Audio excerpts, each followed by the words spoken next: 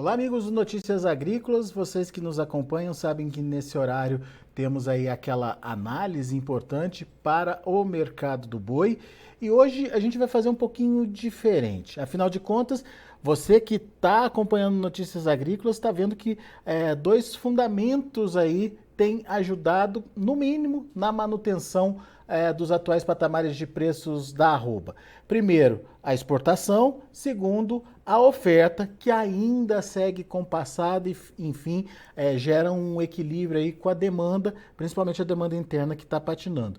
Então a gente decidiu tentar entender nesses dois fatores que são hoje positivos para preços, o que pode acontecer com eles daqui para frente. E quem nos ajuda nesse entendimento é o meu amigo Wagner Yanagisawa, analista de proteína animal lá do Rabobank. Seja muito bem-vindo, Wagner. Obrigado por estar aqui com a gente, nos ajudando a entender e principalmente a trazer cenários, né? Trazer perspectivas para esses dois fatores que eu disse aqui que estão ajudando, pelo menos nesse momento, a manter preços importantes aí para arroba. A gente está falando de arroba entre 340 e 350 reais aqui em São Paulo. Wagner, afinal de contas, vamos começar com a questão da exportação. Afinal de contas, o que a gente pode esperar da exportação? O que a gente pode esperar da China e quais os outros mercados aí que podem nos surpreender ou, pelo menos, dar uma tranquilidade maior aí de continuidade das exportações para a gente? Seja bem-vindo. Olá, Alexander. Mais uma vez, muito obrigado pelo convite. É sempre um prazer estar aqui com vocês. Olá a todos também que estão nos assistindo. Bom, de fato, a gente está vendo um momento aí em termos de sazonalidade um pouco diferente do que o normal, basicamente refletindo esse momento de exportação, já que a gente passou aí o último trimestre do ano passado praticamente com o mercado suspenso para o nosso maior importador, que era o mercado da China, né? A gente viu que algumas oportunidades surgiram com essa queda de demanda para o lado da China, mas nesse começo do ano agora, a gente vê oportunidades não só com a China retomando, é claro que com um volume bem abaixo do normal por conta do feriado do Ano Novo Chinês, já que já estão os estoques lá com a oferta preparada, mas também outros países como Estados Unidos, Egito, Rússia, que conseguiram pegar um pouco de share dessa oportunidade de queda de demanda para a China no final do ano passado, que nesse começo do ano aí continue com patamares interessantes de demanda, que é um fator, como você disse, aí, de sustentação de preços, que tem renovado aí novas máximas aí no preço diário da arroba do boi gordo. Muito bom. Você mesmo falou aí pra gente que a China ainda não voltou 100% às compras, obviamente por causa do feriado ali. Perdeu-se o time, né, Wagner, de compras lá atrás, enquanto estava aquela questão do embargo ocorrendo. Passado o feriado, o que a gente pode esperar da China? Bom, de fato, teve uma queda muito forte, né? Só para pontuar, no ano passado a gente atingiu as máximas de exportação para a China ali em setembro, outubro, passou ali da barreira das 100 mil toneladas. A gente fechou dezembro aí com 6 mil toneladas, então uma queda muito forte. E agora, né, por conta dessa questão logística, a gente tem que esperar, aguardar um pouco como vai ser o comportamento do consumidor lá na China. Vai lembrar que está sendo bastante desafiado também o consumidor doméstico lá, em termos de poder de compra também, em termos de preço. Então, a gente tem que esperar um pouco como vai ser o comportamento da demanda nesse feriado do Ano Novo Chinês, que é um dos mais importantes lá em termos de demanda por carnes em geral, para assim a gente ter um cenário um pouco mais visível em termos de retomada. Porém, pensando já assim no ano como um todo, até pensando um pouco num período de tempo um pouco maior, a gente relembrando que a gente soltou um estudo no ano passado que a gente acredita que a demanda por carne suína, por carne bovina da China está um pouco mais desatrelada à recuperação do rebanho suíno.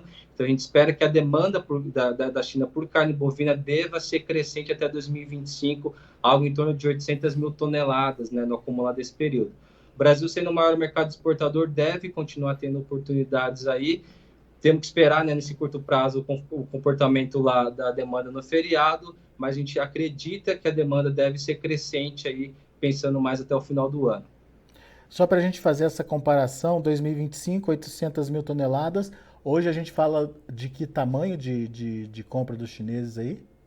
No ano passado, a China comprou do Brasil 724 mil toneladas.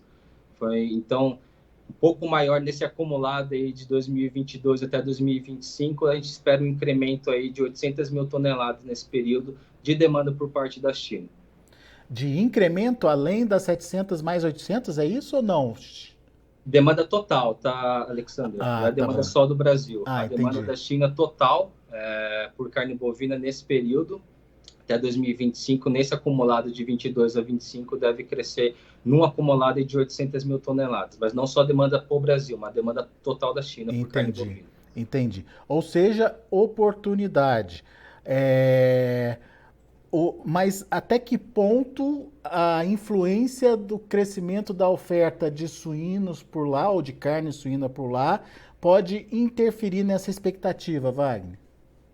A gente viu claro que a competitividade entre as carnes lá acaba afetando. A gente viu que no ano passado a queda de preço do suíno afetou bastante, mas o grande ponto não está atrelado não só à questão da suinocultura. A questão também está ligada à questão da oferta lá no mercado chinês. A gente não espera, eles estão com leis ambientais realmente bastante rigorosas lá, então eles não têm expectativas de incrementos de área para aumento de produção. E o outro ponto também é aquele canal cinza, que existe a triangulação entre Hong Kong e China. A gente espera que, com essa pandemia, a triangulação, esse canal cinza, teve uma queda de demanda muito forte por conta dos incrementos na fiscalização. Isso desestimulou bastante. Então, dessa forma, parte dessa carga, né, dessa carne que entrava via Hong Kong está entrando diretamente via China. Então, é um ponto adicional em termos de demanda para o mercado chinês, né? Então, não só ligado à produção de suínos, mas também tem uma questão da oferta específica para a produção lá de carne bovina lá, que por isso é que a gente atrela no cenário de demanda crescente, né, a gente atrela que eles vão precisar importar um pouco mais de carne para abastecer essa demanda interna.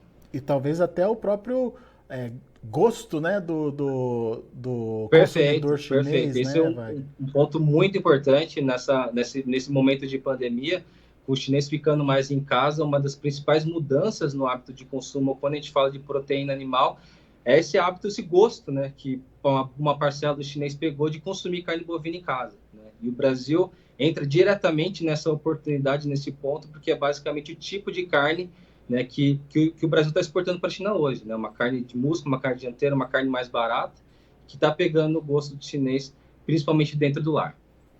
Muito bem. Então, isso é China. A gente precisa esperar para saber o que vai acontecer depois do feriado por lá.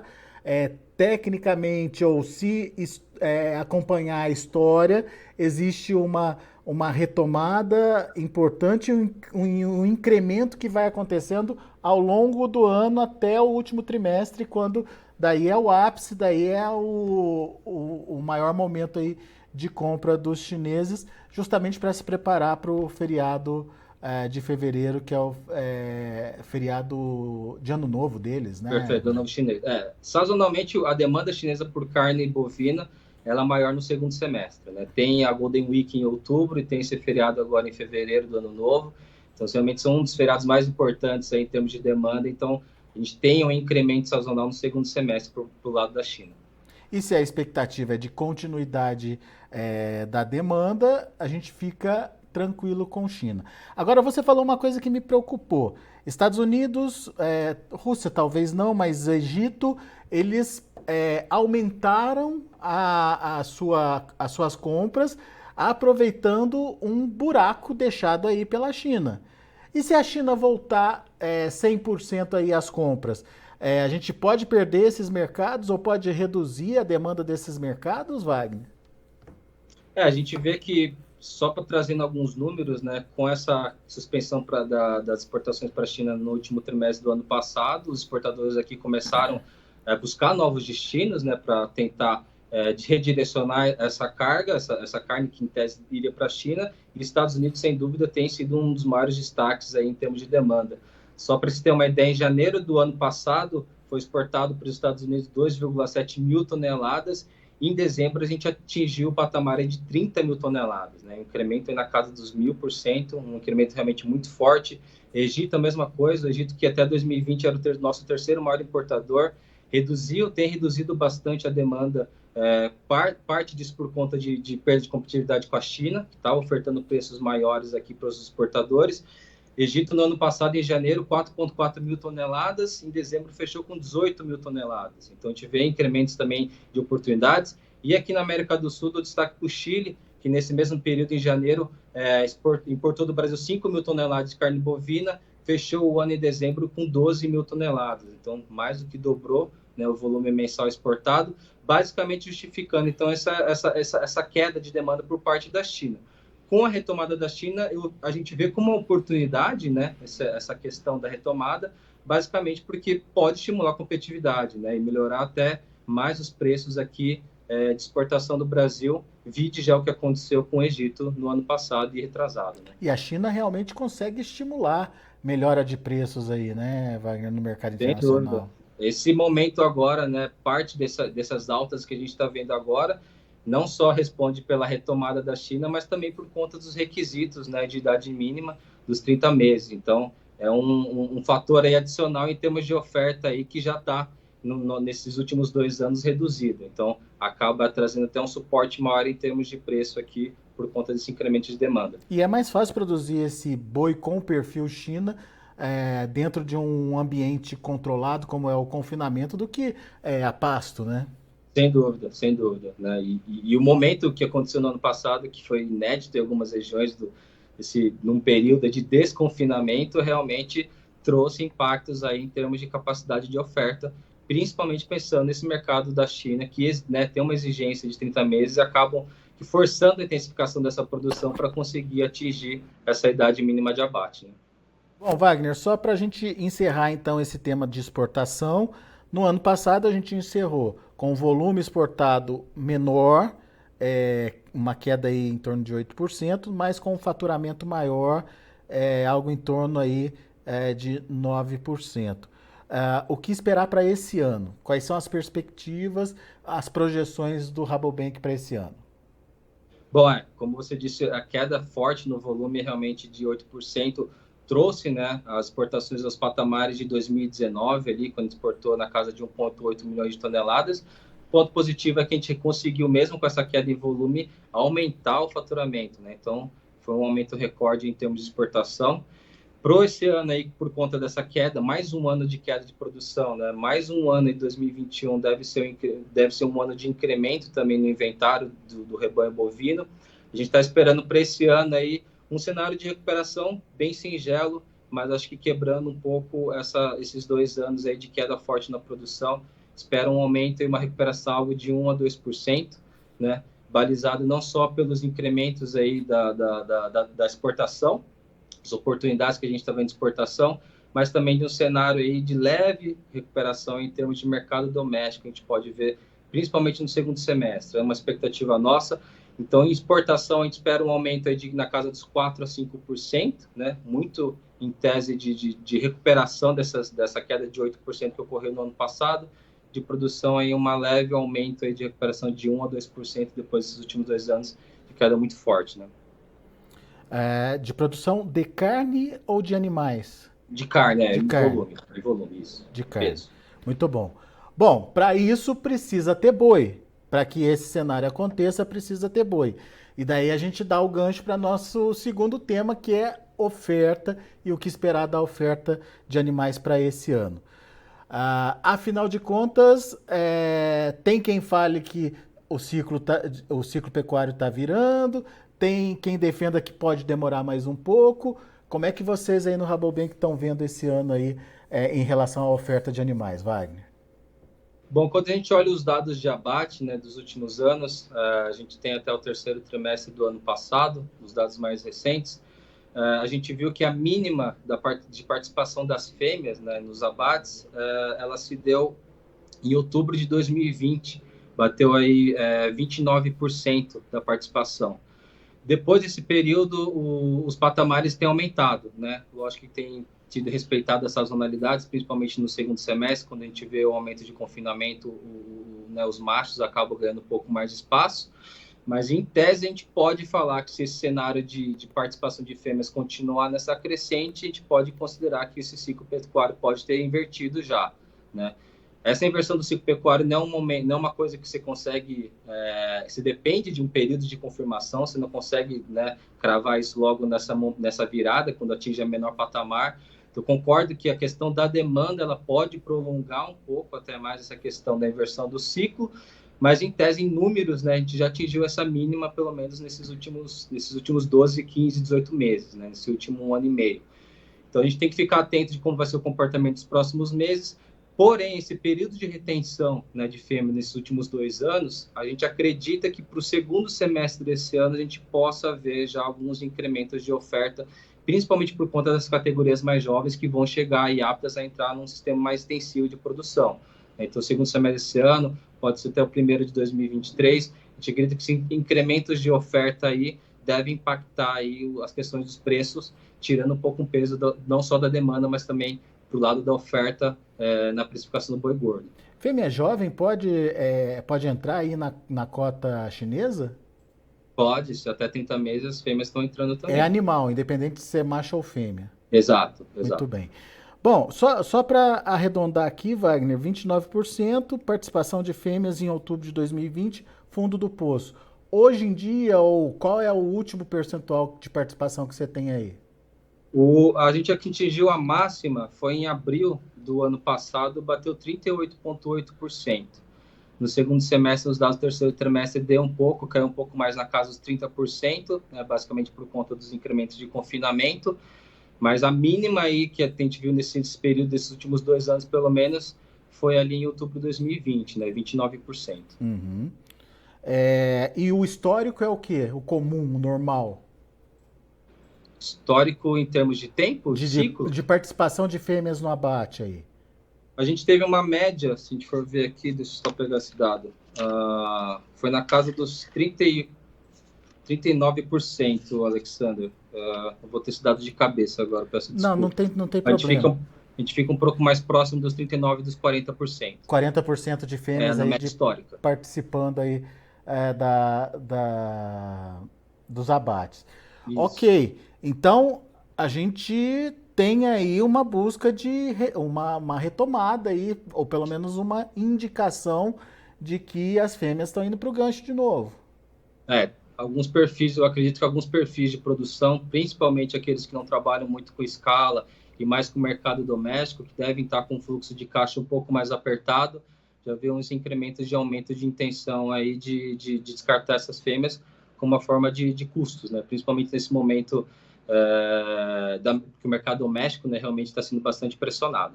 Legal. As fêmeas, elas mostram para a gente essa questão da inversão aí do ciclo pecuário, ou o abate delas, a inversão do ciclo pecuário. Mas em relação aos animais, aos bois mesmo, Wagner, a gente já pode ver incremento aí de oferta acontecendo? A gente já vê um início de incremento de oferta dos animais vindo a pasto, né? Como eu disse, diferentemente do que aconteceu em 2020, o volume de chuvas aí chegou mais ou menos na janela certa, ali em outubro. Está chegando até dezembro com bons volumes, com exceção da região sul, como eu disse. Então, a gente está tendo, né, qualidade de pastagem. Então, já deve ver agora em janeiro, fevereiro, já um incremento um pouco maior em termos de oferta, principalmente se esses animais estão vindo a engordar da pasta.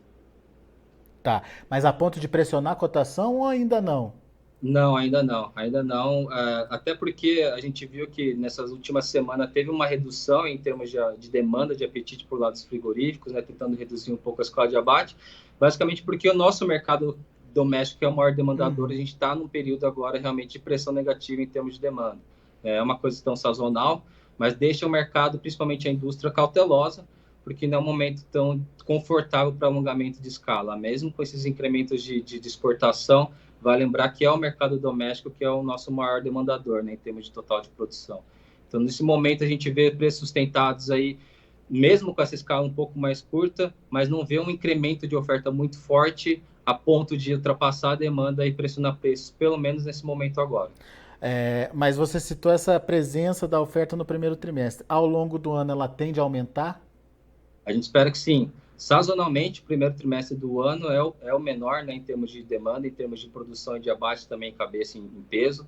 E isso acaba se dando de forma crescente através dos períodos. Geralmente, o terceiro trimestre é um pouco melhor do que o quarto trimestre em termos de abates, mas a gente vê que sazonalmente ela é crescente, né, do primeiro para o segundo para o terceiro trimestre. Legal. Muito bem. De qualquer forma, esses dois fatores ainda vão continuar influenciando na precificação da arroba, certo, Wagner? Sem dúvida alguma, Alexandre. Alguma tendência à vista aí, na sua opinião?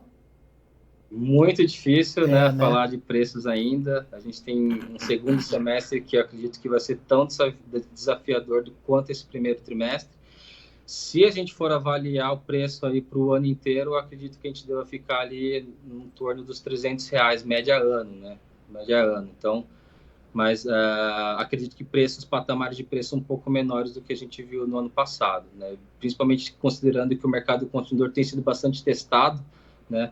O preço da carcaça aí praticamente se ficou estável no ano passado inteiro, teve incremento só ali no final de novembro, dezembro, por conta dessa questão de oferta e incremento de demanda sazonal, mas a gente acredita que deva ter, principalmente no segundo semestre, patamares de preço um pouco menores do que a gente viu no ano passado. Muito bem. O problema é que vem aumento de custo de produção aí. Mas esse aumento, né, Wagner, vai depender de como venha a safrinha também, a segunda safra, né, principalmente, né? Exatamente.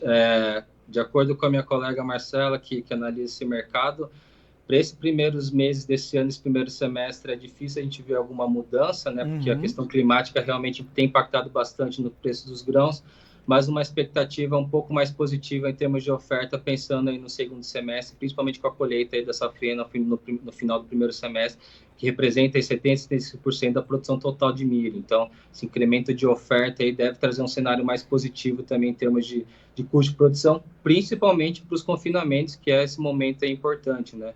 Começa a ganhar um pouco mais de espaço nos abates, esses animais de produção de confinamento. Reposição também tende a ficar mais pressionado o preço?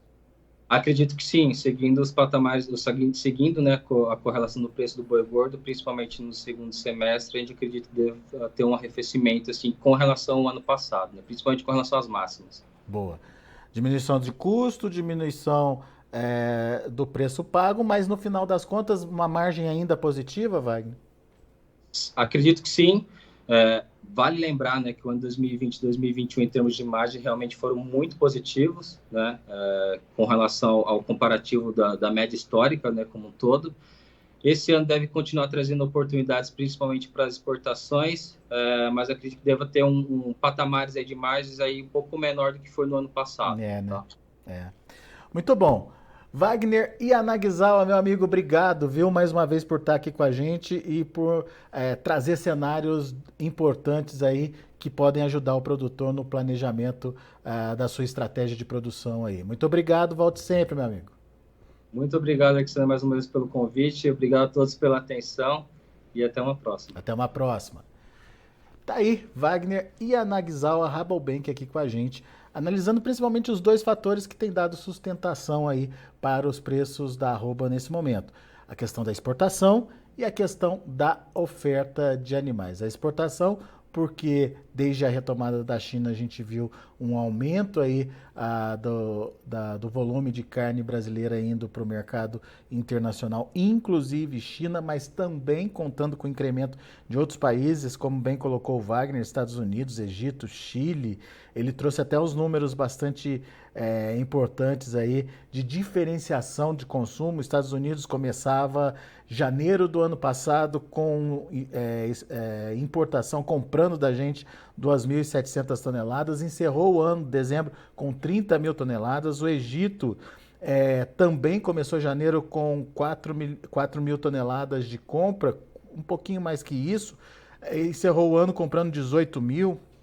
O Chile mais que dobrou, saiu de 5 mil toneladas para 12 mil em dezembro. Então tem aí essa participação maior de outros países dando sustentação aos preços, e a gente quer entender o que vai acontecer após o momento de retomada plena aí da China das exportações brasileiras. Será que a carne vai ter a competitividade que justifique, por exemplo, o Egito, o Chile e o próprio Estados Unidos continuarem comprando do Brasil? Será que a China vai inflacionar o preço da carne brasileira no mercado internacional a ponto de demandar tanta carne assim?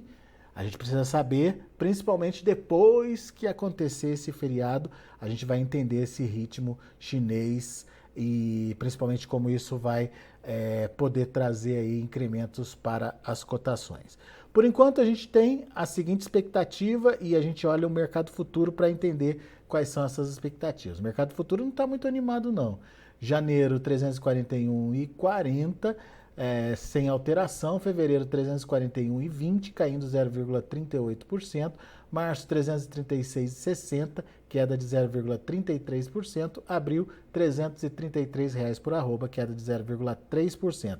Indicador CPEA fechou o dia de ontem a R$ 342,30, com queda de 0,23%. São os números do mercado do boi. A gente vai ficando por aqui. Agradeço muito a sua atenção, a sua audiência. Na sequência tem João Batista Olive com Tempo e Dinheiro, também aí com a participação do Sérgio Braga. Continue com a gente.